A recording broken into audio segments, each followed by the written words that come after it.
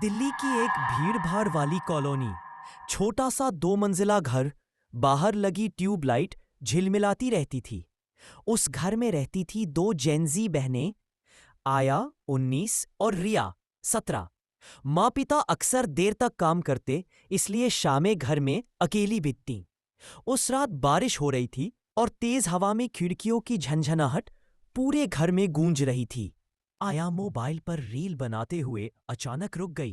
रिया, सुन, ये दीवारों से कैसा घुर्र घुर्र जैसी आवाज आ रही है। रिया हंसकर बोली, भाई तुझे हर चीज में हॉरर दिखता है, चिल। पर तभी दीवार के अंदर से धीमी भारी आवाज आई। कौन मेरे घर में रहता है? दोनों बहनों के शरीर में सिहरन दौड़ गई। रात के 2 बजे रिया पानी लेने उठी और किचन की ओर बढ़ी। अंधेरी में फ्रिज की रोशनी चमकी और उसी पल उसने देखा फर्श पर धूल से भरा एक बहुत बड़ा पैरों का निशान, मानो किसी दैत्य का। अचानक पीछे से एक ठंडी सांस उसके कान पर लगी। मैं वापस आ गया। रिया चीख नहीं पाई, उसकी आवाज गले में ही जम गई। अगली सुबह आया ने देखा कि रिया की आंखें सूजी हुई थी। उसकी आवाज भारी और टूटी हुई थी। जब माँ ने पूछा, क्या हुआ बेटा? रिया मर्दाना आवाज में बोली, इस घर में 2 बहनों की जगह अब मैं रहूंगा। सबके चेहरे सफेद पड़ गए।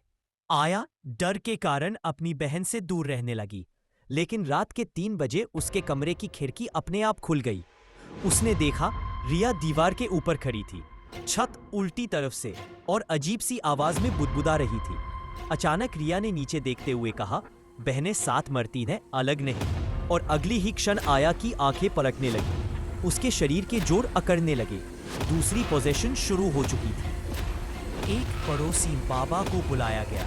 बाबा ने घर में प्रवेश करते ही कहा, यह कोई साधारण आत्मा नहीं, यह एक ब्रह्म राक्षस है, एक शापित ब्राह्मण की आत्मा, जिसे अपने घर में रहने वाली औरतों से घृणा है।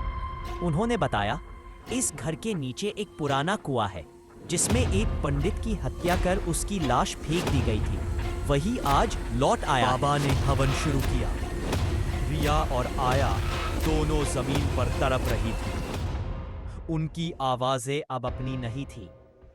तुम लोग नहीं समझोगे, ये घर मेरा है। जैसे ही बाबा ने मंत्र पढ़ना शुरू किया, कमरे की सभी लाइटें फट गईं। बाहर हवा तूफान की तरह चीखने लगी। और फिर वह हुआ।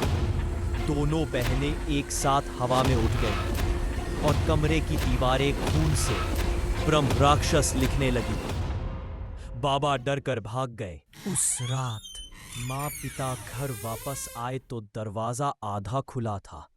अंदर अंधेरा और घर में सन्नाटा। हॉल में आया और रिया दोनों खड़ी थीं। उनकी आंखें पूरी काली, चेहरे पर अजीब मुस्कुराहट। फिर दोनों ने एक साथ कहा, अब ये घर तुम्हारा नहीं।